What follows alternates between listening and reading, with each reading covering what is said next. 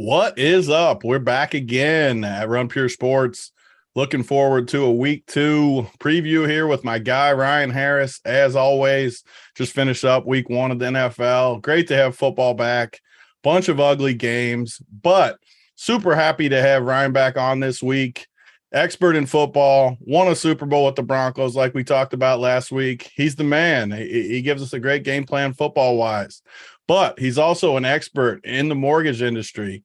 If you're looking to purchase or refinance in Colorado, Arizona, or Minnesota, Ryan and his team would love to help you with that transaction. Apply online at pmrloans.com, R. Harris, or email them any questions at championmortgageteam@pmrloans.com. Premier Mortgage Resources, LLC, NMLS 1169, Equal Housing Opportunity, Loan Officer, NMLS 2100127. Ryan, my man, we just watched week 1. Should I get into Notre Dame first? I mean, you're from Notre Dame. Before we even hop in, let's do it. I mean, what is going on with the Irish, my man? You got to give me at least a quick hit on the Irish.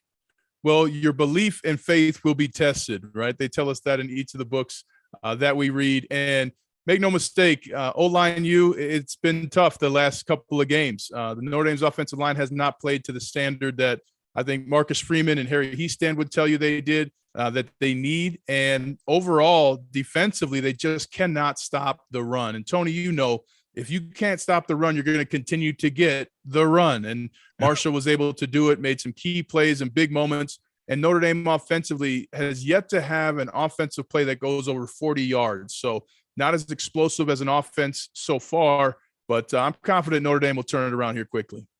In college, too, you need those big plays. Like, so many games come down to big play after big play after big play. And it is crazy to see. That was one of the most shocking games I've seen in a while. For them to start the season, number 4 or wherever they were, and now number totally 5, out of the rankings. Maybe that's a reality check for the coach is 0-3 too now, right? Yeah, well, Marcus Freeman lost the bowl game in January after leading at half by double digits.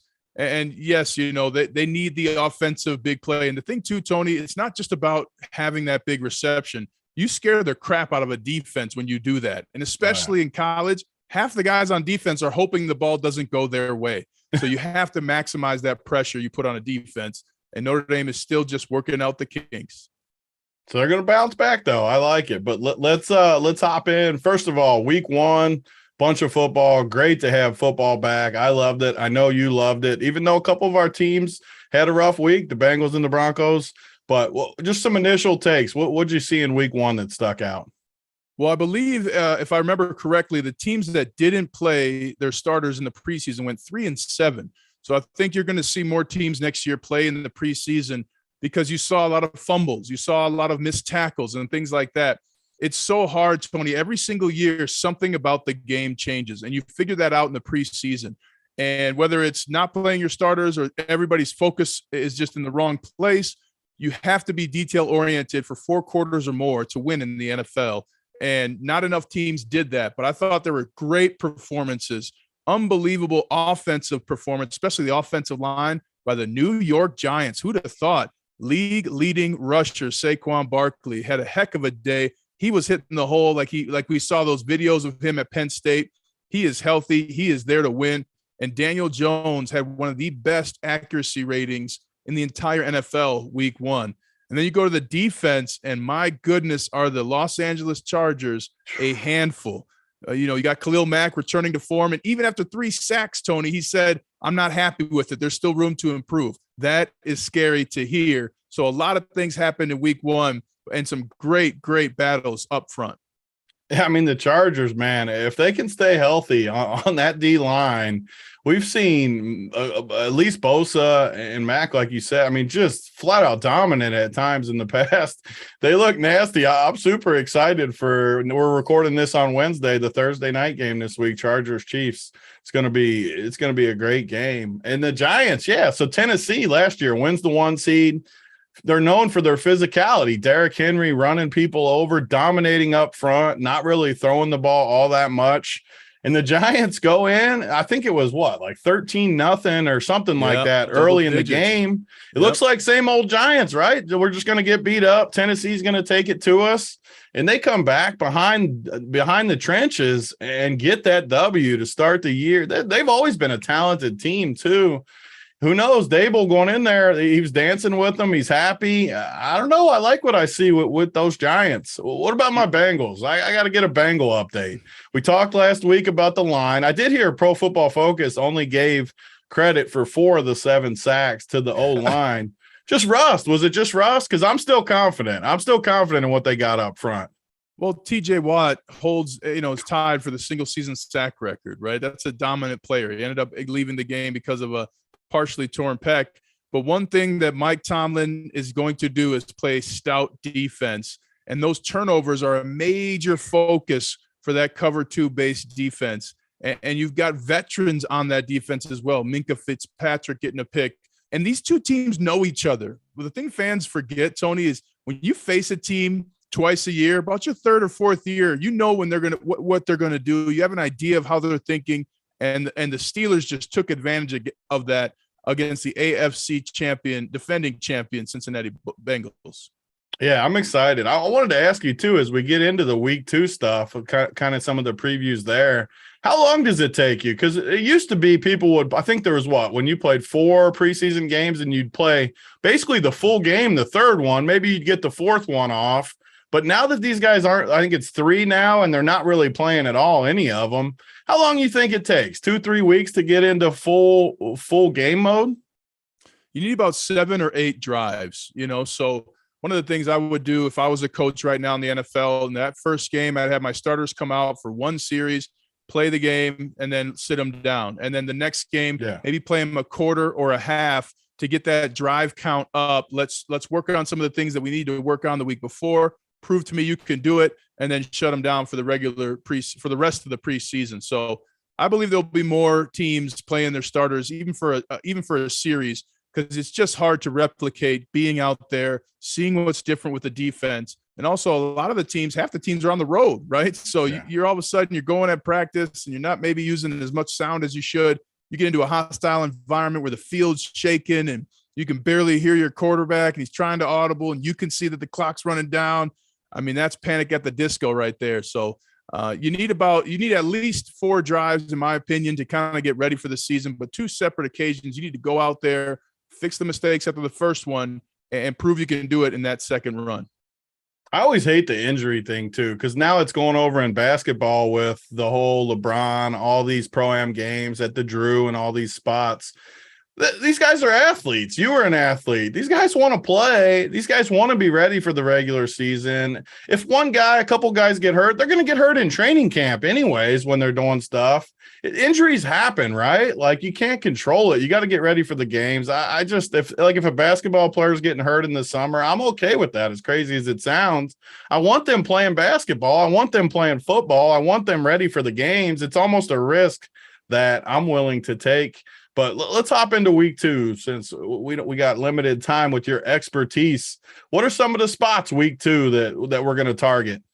Well, first, the Thursday night game is going to be a battle in the trenches for the season. You've got the offensive line for Kansas City, who just had a monumental performance in both the run and pass in beating the beating the Arizona Cardinals on the road. And they're going to be going against that Los Angeles Chargers defensive front and corners. So that battle in the trenches, the O-line of the Chiefs versus the Chargers, that's one I'm really looking at. And then you've got the Vikings and the Eagles, 2 of the best rushing teams in the NFL. The Vikings called 28 runs, 28 in their first week against Green Bay. Both backs averaged 4.5 yards per carry. So that's an interesting matchup as well. And then you've got the Giants hosting the Panthers. I really like the Giants in this one. If you got anybody on your roster with the Giants, Daniel Jones is one of the most underrated quarterbacks in the NFL. He can get things done, especially with the run game. So I like those ones. You got a couple interesting spots too. And just to talk about the spreads, because I know there's a lot of gamblers out there these days. I mean, Kansas City -4, 4.5 tomorrow night, depending on where you look. The Chargers have always played them tough. I'm still not sold on Kansas City. I know they went in there and rolled. I'm just not sold on the new receiving. I love the Chargers plus 4.5. I mean, that looks like a gift to me. I'm with Ryan on that D line. I just don't think anyone's going to be able to handle that D line if they're healthy. Those guys are nasty, nasty. And you got just as much offense, if not more. I know Keenan Allen got hurt, but in the NFL, all you need is that dominant quarterback. He's going to spread it around.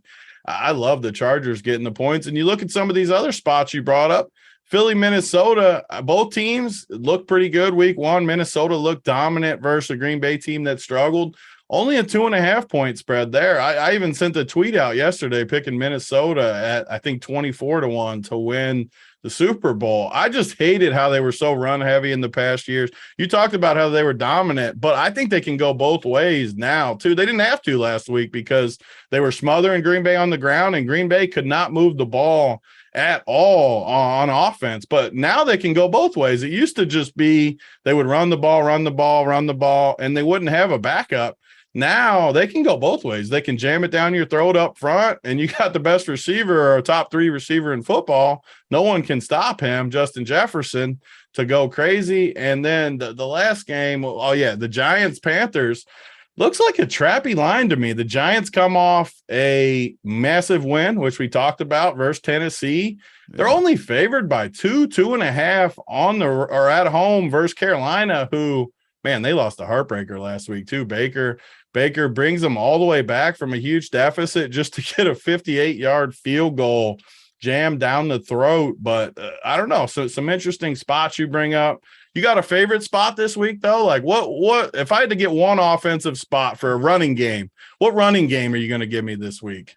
I'm going to take the Bills offensive line versus the Titans defensive line. I also think this is the biggest matchup in week 2. And everybody wants to talk about corners and quarterbacks. But you've got Taylor Lewan, for left tackle for the Tennessee Titans, who left briefly for an injury last week. He's going to be going against Von Miller on turf in Buffalo. And one thing I know from playing with Von Miller, he is going to jump the snap count. And I know Bills Mafia is going to be super loud out there, welcoming back their team that's 1-0. I mean, this is an awesome, awesome game. And it's going to come down to if Taylor Lewan can stop the legendary Von Miller. It's going to be an interesting spot too, because Buffalo looked dominant on Thursday night, obviously opening night, back at home, -10. So in fantasy, these are the spots people love where you can play the running game in a bigger favorite where they get this lead in this game script and they can kind of just jam it a little bit down the stretch. Tennessee's a running team for the most part, a 10-point dog too. Just a super, super interesting spot. If you like some of these videos that we're doing and you want to show some appreciation, just click the like button, click the subscribe button right on the YouTube page. Ryan's taking the time out of his busy schedule. I mean, he's giving speeches yesterday in Vegas. I'm sure he's giving speeches later today. The dude is traveling the freaking globe, doing good stuff. Takes 10-15 minutes out of his week to come hang out with us. So just give us a like, give us a subscribe. We really appreciate that. Ryan, any more spots? Is there a defensive spot that sticks out, or are we good with that? I want to see on that Thursday night game if Khalil Mack can do it against the Kansas City Chiefs offensive line. And one thing I know from playing with Andy Reid when I was with the Chiefs, he's very aware that they have a defensive line. So some quick passes are going to be coming early, moving the pocket to try and add a blocker. And anytime, if you're cheering on a team, one thing to look for, anytime there's an elite rusher, you know you have a chance if that offensive coordinator is motioning in a tight end or a fullback just to kind of even give the threat of that kind of knock, that chop block or that kind of pick-off hit that you saw Leonard Fournette hit Micah Parsons with.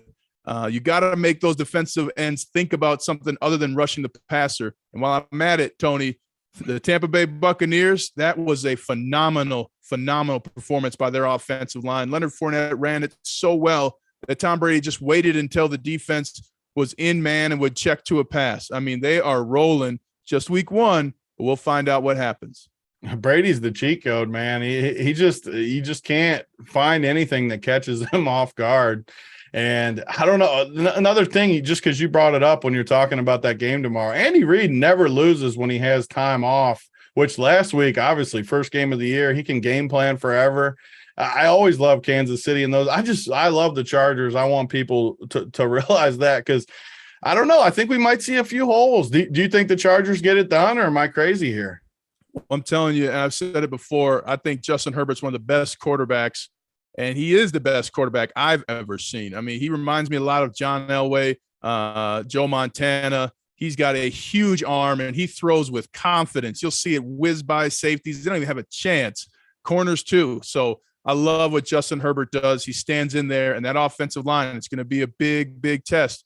I mean, Chris Jones there for the Kansas City Chiefs. He came into camp super in shape, said he was out of shape last year. Frank Clark as well. So you have some dogs on that defensive line there for Kansas City as well.